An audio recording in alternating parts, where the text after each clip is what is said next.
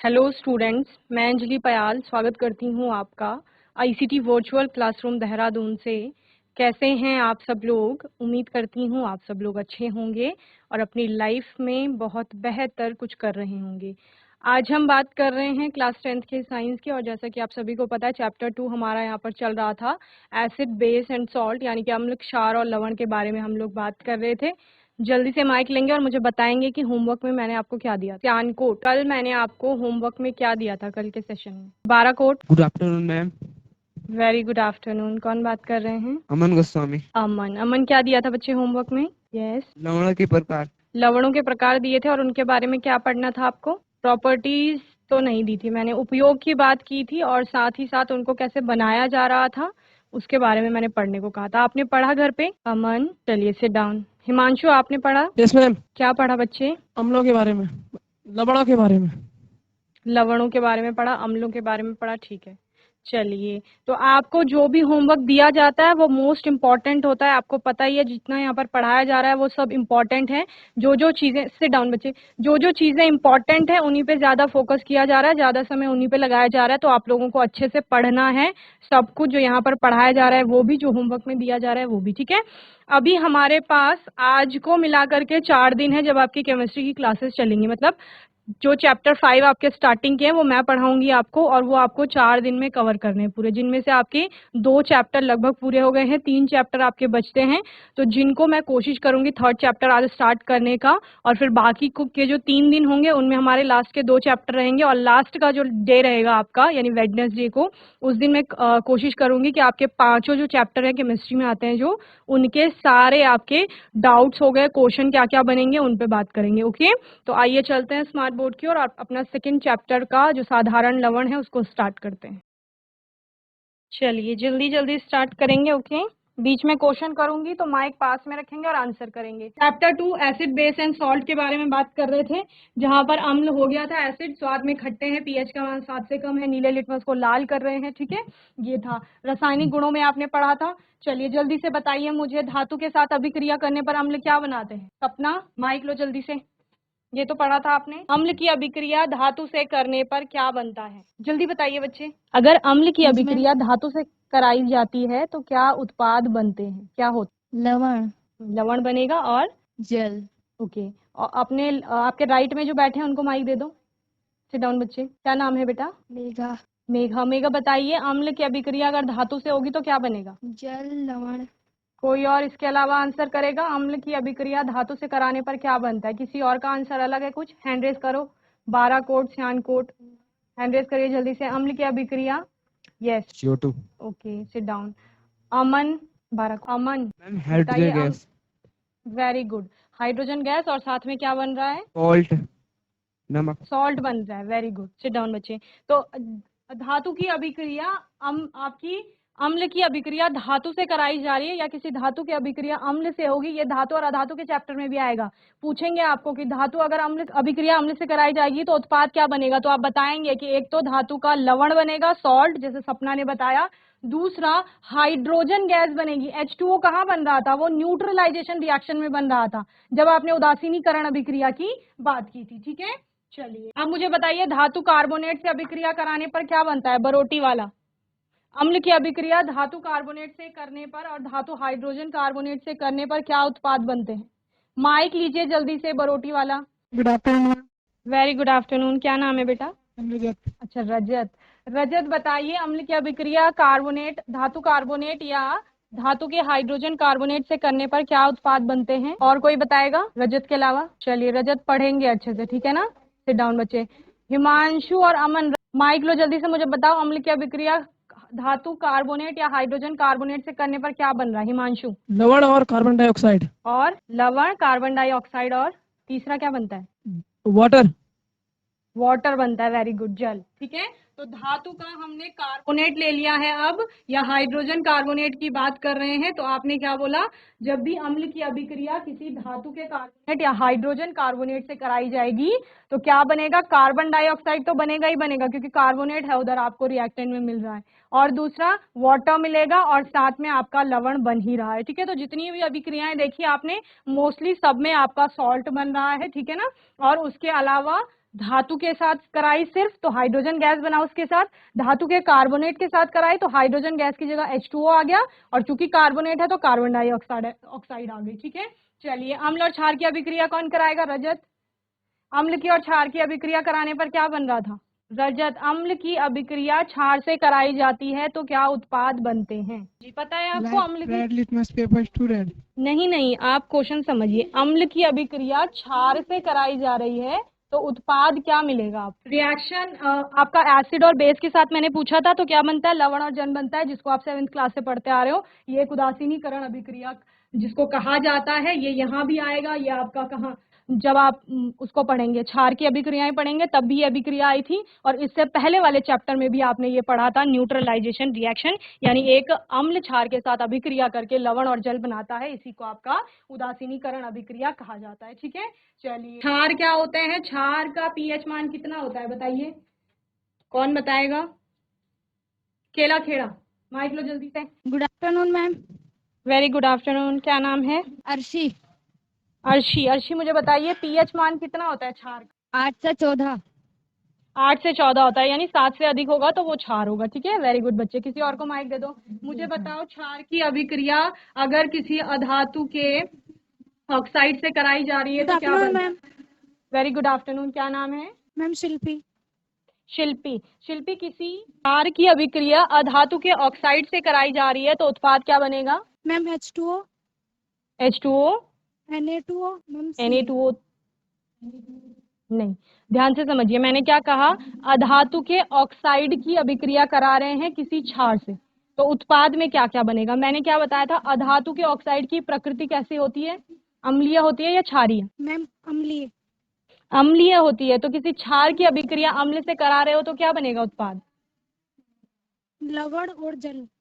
Very good, लवण और जल बनेगा, ठीक है ना। तो ये यही यहाँ पर बन रहा है। सिट डाउन शिल्पी, वेरी गुड। हमने अधातु लिया, एल्कली बेस भी जिसे कहा जाता है, वो आपका क्षार है, उसकी अभिक्रिया नॉन मेटल के ऑक्साइड से कराई जा रही है, यानी अधातु के ऑक्साइड से कराई जा रही है, तो लवण और आपका जल बन रहा है, ठीक है। ये अभिक्रिया हो गई थी। रिएक्शन विद एसिड वही है, न्यूट्रलाइजेशन रिएक्शन जो आपने पढ़ी थी कि लवण और जल बनेगा, ठीक है।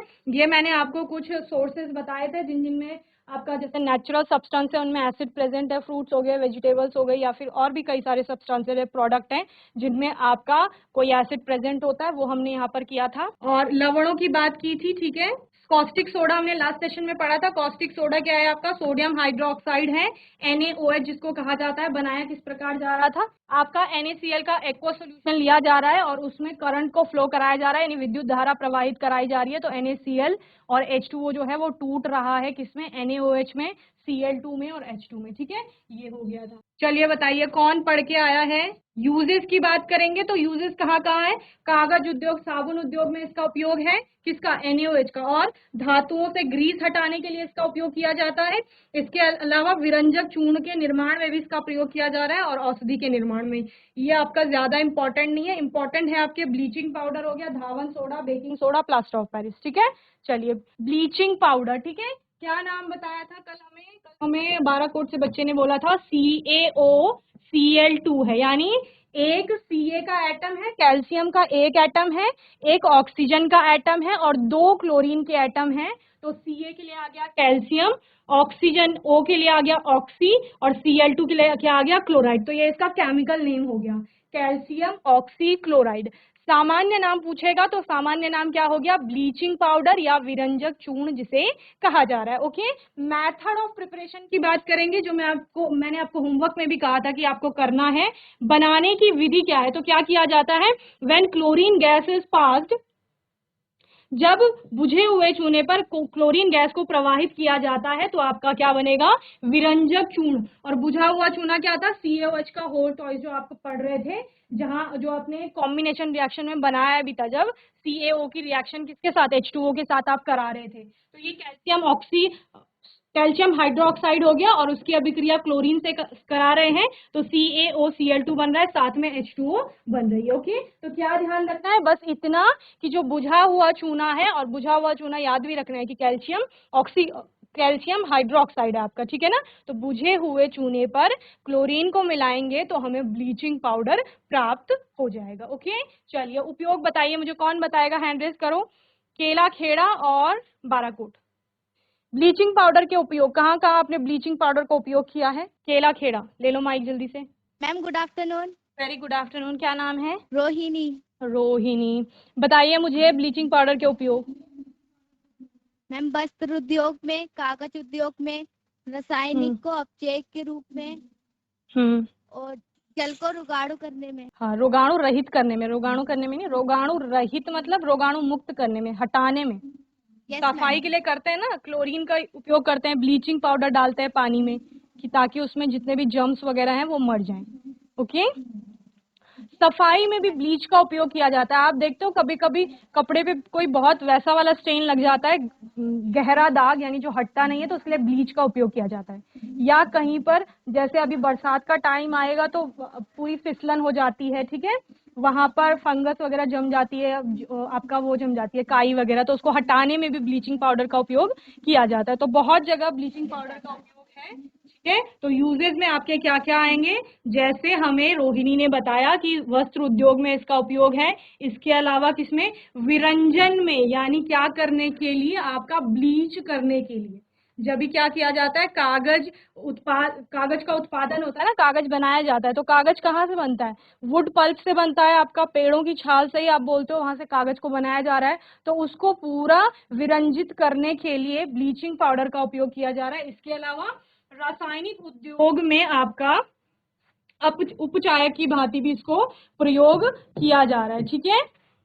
इसके अलावा जल को कीटाणु रहित बनाने में भी ब्लीचिंग पाउडर का उपयोग किया जाता है। ओके, तो ये आपका पूरा ब्लीचिंग पाउडर के बारे में हो गया। इंपॉर्टेंट क्या क्या है बताइए। सूत्र इंपॉर्टेंट है, आपका सामान्य नाम जो है, साधारण नाम, ये इंपॉर्टेंट है। रासायनिक नाम इंपॉर्टेंट है। आपकी केमिकल रिएक्शन जो है उसको बनाने की मेथड ऑफ प्रिपरेशन जिसे आप बोल रहे हो वो इंपॉर्टेंट है। और यूजेस तो बहुत इजी हैं ही, आप विरंजक चूर्ण को देखिए, किसी किसी के घर में भी ब्लीचिंग पाउडर हो सकता है, मोस्टली सभी के रहता है, ठीक है। तो उसके उपयोग देखिए कहाँ कहाँ होता है। चलिए वॉशिंग सोडा के बारे में बात करेंगे, धावन सोडा। चलिए कौन मुझे केमिकल फॉर्मूला कौन बताएगा? अमन, धावन सोडा का सूत्र बताओ मुझे जल्दी से। नहीं याद किया है तो माइक पकड़ के नो बोल दो। पढ़ा है? Na2CO3.2। Very good, sit down Aman, sit down Himanshu. क्या बोला? Na2CO3.2, सॉरी 10H2O, ठीक है। तो यानी क्या हो रहा है यहाँ पर? Na2CO3 तो पहले भी बनाया था आपने, ठीक है, पहले भी देखा था इसको। क्या कंपाउंड है? Sodium carbonate. क्या नाम है इसका? Sodium carbonate. अमन ध्यान से सुनेंगे इधर, Na2CO3 यानी कि सोडियम कार्बोनेट। और क्या कहा हमें हिमांशु ने? 10 इसमें H2O है। वाटर मॉलिक्यूल कितने हैं? 10 है। तो यहीं से हम इसका केमिकल नेम भी निकालेंगे। Na2CO3 क्या हो गया? सोडियम कार्बोनेट हो गया। 10 के लिए आप क्या बोलते हैं केमिस्ट्री में? डेका वर्ड यूज करते हैं। क्या वर्ड यूज करेंगे? डेका। डेका। और H2O क्या हो गया? हाइड्रेट। तो केमिकल नेम क्या हो गया?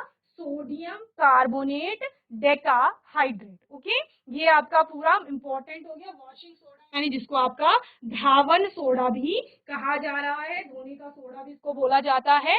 तो वॉशिंग में इसका बेसिकली यूज आप लोग करते हैं। तो ये हो गया इसका सूत्र, Na2CO3.10H2, ठीक है। 4-5 बार बोलेंगे, लिखेंगे, याद हो जाएगा। Na2CO3.10H2, ये क्या हो गया? सोडियम कार्बोनेट और डेकाहाइड्रेट। अब इसको किससे कोरिलेट करेंगे? बेकिंग सोडा से, जिसको कल हिमांशु ने बताया था। तो बेकिंग सोडा क्या है? सेम यही है, सोडियम कार्बोनेट ही है, बस उसमें बीच में उन्होंने क्या बोला था कि H भी आए, ठीक है। NaHCO3 उन्होंने बोला था। तो सोडियम हाइड्रोजन कार्बोनेट वो हो जाता है, या सोडियम बाइकार्बोनेट भी जिसे आप कहते हैं। ओके, बनाने की विधि में बात करेंगे। जब सोडियम कार्बोनेट का क्रिस्टलीकरण किया जाता है तो धावन सोडे का निर्माण होता है, या आप क्या बोलेंगे? Na2CO3 के साथ H2O को मिलाया जा रहा है तो आपका Na2CO3.10H2O बन रहा है। ओके, ये आपकी क्या हो गई? केमिकल रिएक्शन हो गई मेथड ऑफ प्रिपरेशन के लिए। ओके, चलिए इतना समझ आ गया सभी को? हैंड रेज करो जल्दी से, हाथ उठाइए समझ आ गया है तो। चलिए अब उपयोग की बात करते हैं। तो वॉशिंग सोडा के उपयोग क्या क्या है? देखो, सोडे का उपयोग क्या हो रहा है? कपड़े धोने वाले साबुन को बनाने में किया जाता है। ओके, इसके अलावा कांच और कागज के उद्योग में भी इसका उपयोग किया जाता है। इसके अलावा बोरेक्स के निर्माण में किया जा रहा है, घरों में साफ सफाई में किया जाता है और जल की स्थायी कठोरता को दूर करने में किया जाता है। तो वाटर के टाइप पढ़ते हैं आप, सॉफ्ट वाटर, हार्ड वाटर। तो परमानेंट हार्डनेस जो होती है वाटर में, उसको रिमूव करने के लिए इसका उपयोग किया जाता है। तो इम्पोर्टेंट क्या है? धावन सोडा, नाम से ही समझ आ रहा है कि क्या वॉशिंग में यूज किया जाएगा। क्या क्या वॉश करने के लिए? तो वॉशिंग में जो साबुन यूज होता है, कपड़ों को धोने के लिए जो साबुन बनाया जा रहा है उसको बनाने में उपयोग करेंगे। इसके अलावा आप क्या बोलेंगे कि वहां पर साफ सफाई के लिए भी इसका उपयोग होता है। इसके अलावा कागज और कांच के उद्योग में भी हो रहा है इसका उपयोग, और जल की स्थायी कठोरता को हटाने में भी इसका उपयोग किया जा रहा है। ठीक है, तो ये आपको वॉशिंग सोडा के उपयोग हो गए। चलिए, ईटिंग सोडा और बेकिंग सोडा जिसे कहा जाता है, उसका केमिकल फॉर्मूला बताइए मुझे। केला, खेड़ा, अर्शी, रोहिणी और शिल्पी को छोड़ के कोई भी बच्चा बताए बेकिंग सोडा का केमिकल फॉर्मूला यानी रासायनिक सूत्र क्या होगा बेकिंग सोडा का? जल्दी बताइए। Good afternoon ma'am. Very good afternoon. क्या नाम है बच्ची? शन्नो। सलमा। सलमा, मुझे बताइए बेकिंग सोडा का केमिकल फॉर्मूला, रासायनिक सूत्र क्या होगा खाने के सोडे का? HCl plus CO2 NaHCO3। Okay, आप रिएक्शन बता रहे हैं कि उसको बनाया कैसे जाएगा। इनमें से कौन सा आपका बेकिंग सोडा है? पूरी रिएक्शन जो आपने बताई, इक्वेशन बताइए, उसमें उसका केमिकल फॉर्मूला बताओ बस। चलिए, वेरी गुड। कौन बात कर रहे हैं? Ma'am Rohini. Rohini, very good Rohini, sit down बच्चे। तो हमें जैसे कि लास्ट सेशन में हिमांशु ने भी बताया था कि क्या होता है NaHCO3, और अभी भी मैंने क्लियर किया था कि आपका वॉशिंग सोडा और बेकिंग सोडा में यही डिफरेंस है। तो दोनों सोडा ही आ रहा है ना दोनों के नाम में। तो जब आपने अभी पहले वॉशिंग सोडा की बात की तो वहां Na2CO3.10H2O था, लेकिन जब आप बेकिंग सोडा की बात कर रहे हैं तो NaHCO3 आ रहा है। तो ये क्या हो गया? Na के लिए आप क्या बोलते हैं बच्चे? Na सोडियम होता है, सोडियम लिख लिया। हाइड्रोजन, ठीक है, उसके लिए आप बाई भी बोलते हो, लेकिन अगर आप IPSC में जाएंगे तो वो आपको हाइड्रोजन नाम देगा। ठीक है, बाई की जगह हाइड्रोजन भी लिख सकते हैं यहाँ पर। H और CO3 क्या हो गया? आपको पहले से ही पढ़ रहे हो, कार्बोनेट। तो सोडियम हाइड्रोजन कार्बोनेट इसका नाम है। ठीक है, मेथड ऑफ प्रिपरेशन क्या है? जैसे अभी रोहिणी ने बताया भी कि NaCl, H2O, CO2 और NH3 इन सब की रिएक्शन कराई जाएगी आपस में, और आपका क्या बनेगा? सोडियम हाइड्रोजन कार्बोनेट बनेगा। इसी में आपका NH4Cl अमोनियम क्लोराइड भी बनता है। तो ये उसकी मेथड ऑफ प्रिपरेशन भी हो सकती है, लेकिन हमें किसकी पढ़नी है? हमें किसकी पढ़नी है? तो क्या कहा जा रहा है यहाँ पर? जब सोडियम क्लोराइड के जलीय विलयन में, अब जलीय विलयन क्या हो गया सोडियम क्लोराइड का? जो हमने NaOH के प्रोडक्शन में भी वहां पर देखा था। जलीय विलयन मतलब जल के साथ उसको मिलाया गया है, नमक को आपने जल के साथ मिला लिया, तो ये इतना जलीय विलयन हो गया। ये NaCl का जलीय विलयन, उसमें क्या मिलाया गया है? कार्बन डाइऑक्साइड यानी CO2 और अमोनिया गैस को प्रवाहित करते हैं, यानी सबको मिला रहे हैं। एक तो आपने पहले ही जलीय विलयन लिया है NaCl का, मतलब NaCl के साथ आपने पानी मिला रखा है। फिर आपने क्या किया? उसमें कार्बन डाइऑक्साइड गैस को प्रवाहित करना है और अमोनिया को प्रवाहित करना है। तो आपको क्या मिलेगा? नौसादर यानी अमोनियम क्लोराइड जिसे कह रहे हैं, ये NH4Cl जो है ये बनेगा। और इसके साथ साथ बेकिंग सोडा बनता है, तो हमें बेकिंग सोडा ही बनाना है, तो उसके बारे में लिखेंगे। तो ये इन दोनों का निर्माण होता है। इसी विधि को आप उपयोग कर सकते हैं कब? जब नौसादर का निर्माण करना हो तब भी। ठीक है ना? तो ये सब क्यों पढ़ रहे हैं? क्योंकि लैब में जाकर हमें ये चीजें बनानी होती है। ठीक है ना? अभी हायर क्लासेस में जाएंगे, अभी तो क्योंकि आपके पास टाइम नहीं है लैब में जाने का, लेकिन जब भी आपका पूरा सेशन चलता है तो लैब का भी प्रैक्टिकल वगैरह करते हैं परफॉर्म, तो वहां पर बनाएंगे ये सब। तो इसलिए आपको ये रिएक्शन आनी चाहिए कि किसमें क्या क्या मिलाना है, तब हमें क्या प्राप्त होगा। क्लियर है? तो कुछ नहीं करना है, NaHCO3 हो गया, सोडियम हाइड्रोजन कार्बोनेट या सोडियम बाइकार्बोनेट बोलो, ये उसका क्या हो गया? केमिकल नेम हो गया। और मेथड ऑफ प्रिपरेशन में आप बोलेंगे कि एक्वा सॉल्यूशन, एक्वा का मतलब होता है जल। ठीक है, जलीय विलयन लिया जाएगा NaCl का, उसमें कार्बन डाइऑक्साइड और अमोनिया को प्रवाहित किया जाएगा, तो आपका क्या बनेगा? अमोनियम क्लोराइड, और साथ में आपका NaHCO3 यानी सोडियम सोडियम हाइड्रोजन कार्बोनेट आपको प्राप्त हो जाएगी। ठीक है, तो ये क्या हो गया, बेकिंग सोडा। बेकिंग सोडा का उपयोग कहाँ हो रहा है, बहुत सारी जगह इसका उपयोग होता है। मोस्टली जैसे खाने का सोडा बोला जा रहा है, तो खाने के या कई सारे भोज्य पदार्थ ऐसे होते हैं जिनको बनाने में इसका उपयोग किया जाता है। ये क्या करता है, फूड को स्पॉन्जी बनाता है, या आप क्या कह सकते हो, सॉफ्टनेस लाता है फूड में। तो केक हो गया, बहुत सॉफ्ट होता है। बेकरी प्रोडक्ट होते हैं आपके, ब्रेड वगैरह, वो बहुत सॉफ्ट होते हैं। तो उन सभी में आपका बेकिंग पाउडर का, बेकिंग सोडे का उपयोग किया जाता है। ठीक है, तो बेकिंग सोडे का उपयोग बेकिंग पाउडर बनाने में भी किया जाता है। बेकिंग सोडा को गर्म करने से उत्पन्न CO2 का उपयोग, जो पाव रोटी होती है, पाव खाते हैं आप लोग, और केक में खमीर उठ जाता है, उसके लिए भी किया जाता है, ताकि वो आपका मुलायम हो जाए। ठीक है, इसके अलावा इसका उपयोग विभिन्न प्रकार के खाद्य पदार्थों में भी किया जाता है। यह एक एंट एसिड का प्रमुख घटक होता है। ठीक है, क्योंकि आप इसको कहाँ पढ़ रहे हो, लवणों में पढ़ रहे हो। उसके अलावा ये थोड़ा क्षारीय प्रकृति का होता है, तो इसको एंट एसिड का काम क्या होता है, प्रति अम्ल, शरीर में अम्लता बढ़ जाती है तो डाइजेशन नहीं होता है, एसिडिटी हो जाती है ना। तो एसिडिटी का मतलब क्या है, हमारे स्टमक में एसिड रिलीज होता है, HCl। जब उसकी मात्रा बहुत ज्यादा हो जाती है तो डाइजेशन अच्छे से नहीं होता है, खाना अच्छे से पचता नहीं है। तो अभी अम्ल के प्रभाव को कम करने के लिए किसका प्रयोग करोगे, किसी क्षार का प्रयोग करोगे। तो वही बता रहे हैं कि वो जो एंट एसिड होगा, जो अम्लता को कम करेगा, वहां पर एसिडिटी को कम करेगा, तो उसका ये मेन घटक होता है, मुख्य घटक होता है। ठीक है, NaCO3। इसके अलावा इसका उपयोग अग्निशामक यंत्रों में भी किया जाता है। अग्निशामक क्या होते हैं, जो आग बुझाने में प्रयोग में आते हैं। ठीक है, सबसे इंपॉर्टेंट है इनमें प्लास्टर ऑफ पेरिस। चलिए, कौन मुझे इसका केमिकल फॉर्मूला बताएगा, बरोटी वाला, दुकाने बताएंगे मुझे प्लास्टर ऑफ पेरिस का केमिकल फॉर्मूला। कोई नहीं बताएगा दुकाने से, तो अभी दुकाने के बच्चे देखना, अभी खेला खेड़ा हमें आंसर करेगा। खेला खेड़ा, चलो ले लो माइक। प्लास्टर ऑफ पेरिस का केमिकल फॉर्मूला बताओ जल्दी से। तो 4.1/2 H2O। यस, दोबारा रिपीट करेंगे, मैम ये ढुकाने के लिए है। CaSO4 यस, आगे CaSO4 खेला Kheda. CaSO4.1/2 H2O। Very good, कौन बता रहे हैं, मैम रोहिणी।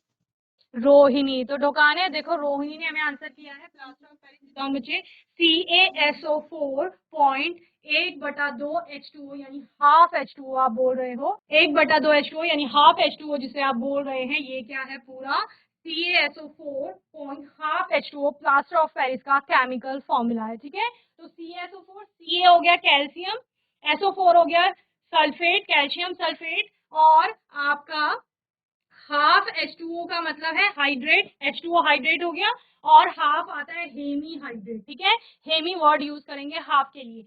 हिंदी में आप इसको क्या बोलते हैं, कैल्शियम सल्फेट अर्ध हाइड्रेट भी बोलते हैं। अर्ध का मतलब क्या होता है, आधा। ठीक है, तो कैल्शियम सल्फेट अर्ध हाइड्रेट भी इसको बोला जाता है। और इसका मेथड ऑफ प्रिपरेशन हम लोग देखेंगे। मेथड ऑफ प्रिपरेशन क्या है, जिप्सम से इसको बनाया जाता है। अब जिप्सम में क्या होता है, जिप्सम में CaSO4 ही है, लेकिन पॉइंट जहां पर आपने प्लास्टर ऑफ पेरिस में हाफ H2O यूज किया है, वहां पर 2 मॉलिक्यूल होते हैं, 2 H2O, 2 H2O आप वहां पर लिखते हैं। तो ये आपका क्या है, ये जिप्सम है।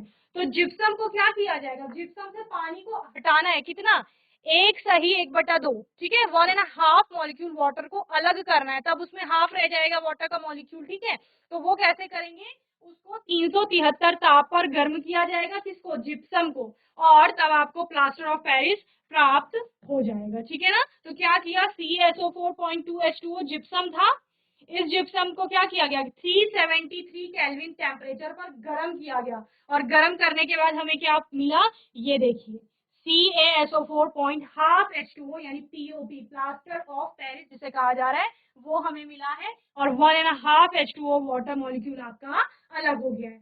और इसी प्लास्टर ऑफ पेरिस से पूछ लेते हैं कि जिप्सम कैसे बनाओगे। तो यहाँ पहले आपने क्या किया था, वाटर को अलग किया था, अब आप POP में, प्लास्टर ऑफ पेरिस में वाटर को ऐड कर लोगे 1.5 मॉलिक्यूल, तो आपको जिप्सम प्राप्त हो जाएगा। यानी जो हमें रोहिणी ने बताया plaster of Paris CaSO4.1/2 H2O वो लिया, और उसमें 1.5 H2O वाटर का ऐड कर लिया है, तो कितना हो गया, CaSO4.2 H2O हो गया। ठीक है, तो ये आपका क्या है, ये आपका जिप्सम बन गया है।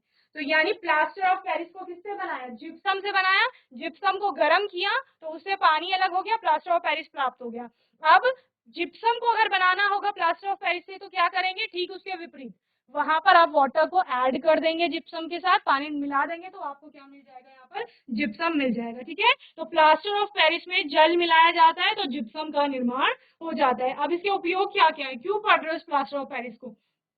इसका उपयोग होता है पुताई में, घरों की पुताई में पीओपी का उपयोग किया जाता है। इसके अलावा प्लास्टर ऑफ पेरिस का उपयोग डॉक्टर टूटी हुई हड्डियों को सही करने के लिए प्लास्टर के रूप में करते हैं। कभी आपने देखा होगा किसी के फ्रैक्चर आ गया है या आपका आप बोलते हो कि क्रैक आ गया है बोन में, तो वो क्या करते हैं? डॉक्टर सपोर्ट करने के लिए, उस बोन को सपोर्ट देने के लिए व्हाइट कलर का एक जो आपका मिक्सचर होता है उसको अप्लाई करते हैं पट्टी पर और उसको लगाया जाता है और वो बहुत हार्ड हो जाता है। तो जो व्हाइट कलर का मिक्सचर उन्होंने यूज किया है वो किसका होता है? प्लास्टर ऑफ पेरिस का होता है। बहुत हार्ड होता है तो वो हड्डियों को क्या करता है? आपका वहां पर सपोर्ट देता है। ओके, इसके अलावा क्योंकि हार्डनेस है उसमें, कठोरता है, तो मूर्तियों को बनाने में भी उसका उपयोग किया जाता है। और दंत चिकित्सा, ठीक है, जितने भी दांतों से रिलेटेड काम होते हैं उसमें भी आपका किसका उपयोग किया जाता है? प्लास्टर ऑफ पेरिस का उपयोग किया जाता है। ठीक है, नेचुरल इंडिकेटर के बारे में पढ़ के आएंगे, पढ़ लेंगे घर में। ठीक है,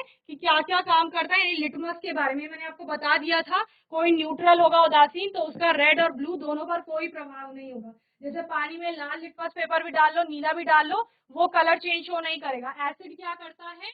आपका रेड लिटमस रिमेन्स रेड, यानी लाल को लाल ही रहने देता है, लेकिन यहाँ पर कलर में दिख भी रहा है, जो ब्लू कलर का होगा वो रेड में कन्वर्ट हो जाता है जब एसिड के कांटेक्ट में आएगा, यानी अम्ल के, क्षार के संपर्क में आने पर लाल लिटमस पत्र नीला हो जाता है, लेकिन नीला लिटमस पत्र कोई प्रभाव प्रदर्शित नहीं करता। इसके अलावा पीएच पर हमने मान देखे थे, तो पीएच पर मान 0 से 14 का आपका स्केल है। यहाँ पर 7 से कम इतने के जो आएंगे ये एसिड होंगे, अम्ल होंगे, ये आपके अम्ल होंगे 1 से 6 तक, 8 से 14 तक आपके क्या होंगे? क्षार होंगे। ठीक है, पीएच पर जितना कम मान आएगा वो उतना स्ट्रॉन्ग एसिड होंगे, यानी जिसका मान 1 है वो प्रबल अम्ल होगा, जिसका मान 6 है वो आपका दुर्बल अम्ल होगा।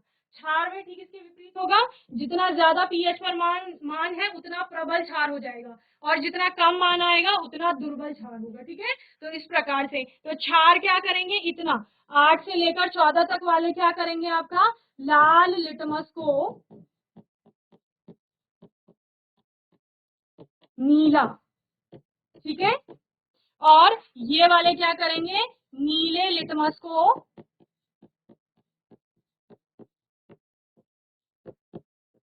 लाल। ठीक है, साथ ही ये OH निगेटिव देंगे और ये आपका H+ देंगे जलीय विलयन में। ओके, चलिए, तो यहाँ पर इसी के साथ आपका ये वाला चैप्टर कंप्लीट होता है। इसमें इंपॉर्टेंट क्या है? देखो ये मोस्ट इंपॉर्टेंट है, पीएच हो गया, लिटमस हो गया, इसको बहुत अच्छे से आपने तैयार कर लेना। समय मिलेगा तो मैं आपको एक बार दोबारा इसको समझा दूंगी। इसके अलावा रिएक्शंस जो आपने पढ़ी हैं उनको बहुत अच्छे से आप लोगों ने एक बार तैयार कर लेना है।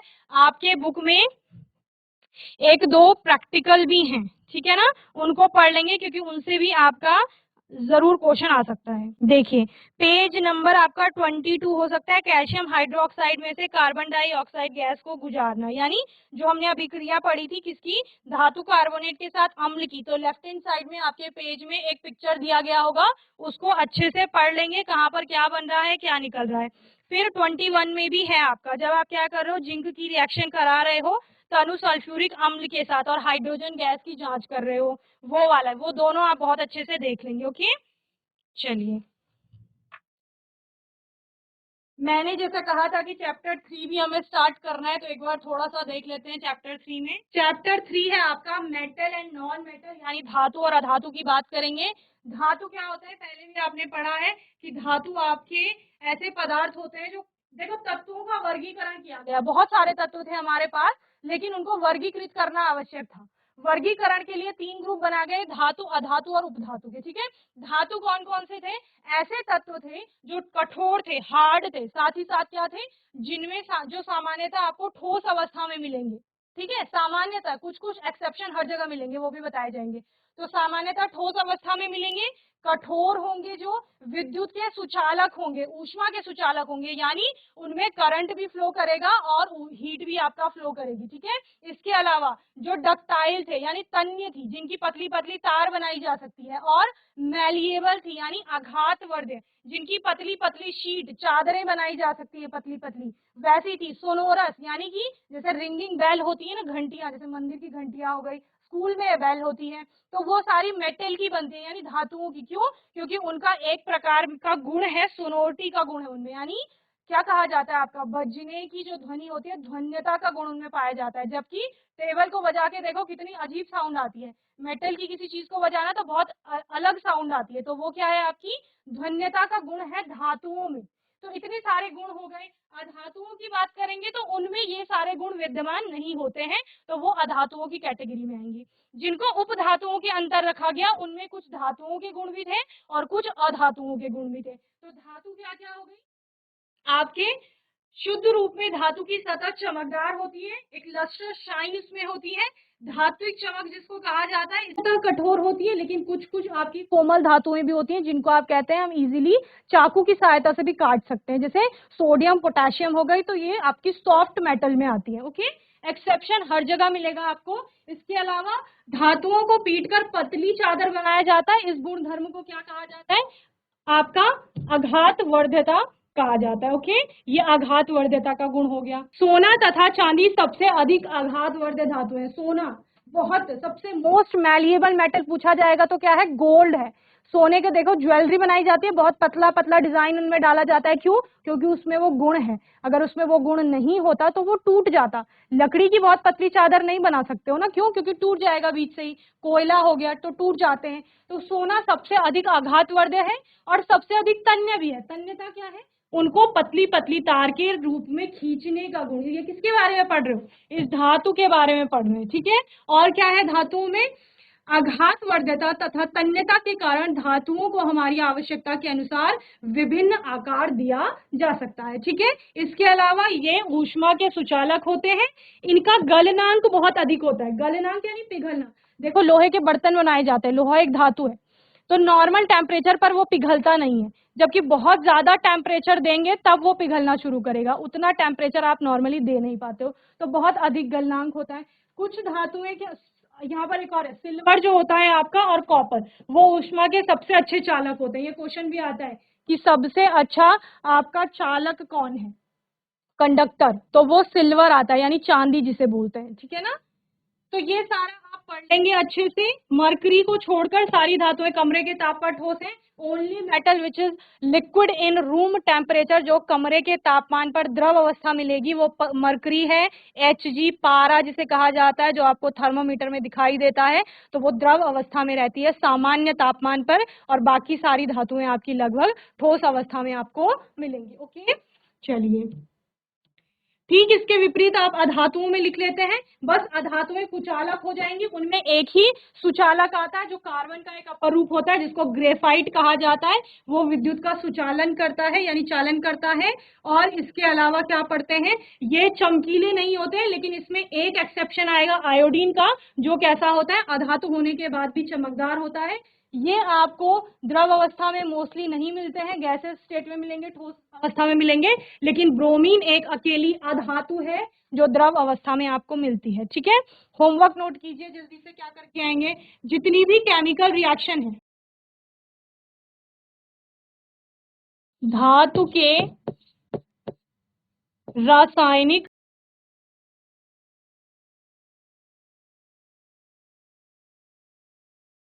गुण, ये आपका होमवर्क में है, गृह कार्य में आप इसको करके लाएंगे। इनको अच्छे से देखना कि धातु किस किस से अभिक्रिया करके क्या बना रही है। ओके, चलिए तो मैं उम्मीद करती हूँ आज का सेशन आपको अच्छे से समझ में आया होगा। खेला खेड़ा समझ आया बच्चे, जितना पढ़ाया आज? Yes ma'am. ठीक है, तो होमवर्क में क्या करना है आपको, धातुओं के रासायनिक गुण। वेरी गुड, धातुओं के रासायनिक गुण पढ़ने। सिट डाउन बच्चे, सियान कोट माइक लो जल्दी से। मेघा, जितना पढ़ाया समझ आया बच्चे? ठीक है, होमवर्क में क्या करेंगे, वेरी गुड, पढ़ के आना है, ठीक है ना। सिट डाउन बच्चे। तो आप सभी को क्या करना है, चैप्टर 1 और चैप्टर 2 जितना भी यहाँ से पढ़ाया गया है, जितना आपको ऑफलाइन क्लास में पढ़ाया गया होगा, उस सबको एक साथ अच्छे से प्रिपेयर करना है। तो आपको चैप्टर 3 को बहुत अच्छे से पढ़ के आना है। फिर आने वाले सेशन में मैं आपसे क्वेश्चन करूंगी तो आपको आंसर करना होगा, ओके। और इसी तरह से पढ़ाई करते रहेंगे तो बहुत अच्छे मार्क्स से आप लोग पास हो जाएंगे, ओके। और ICT वर्चुअल क्लासरूम से जुड़ने के लिए धन्यवाद।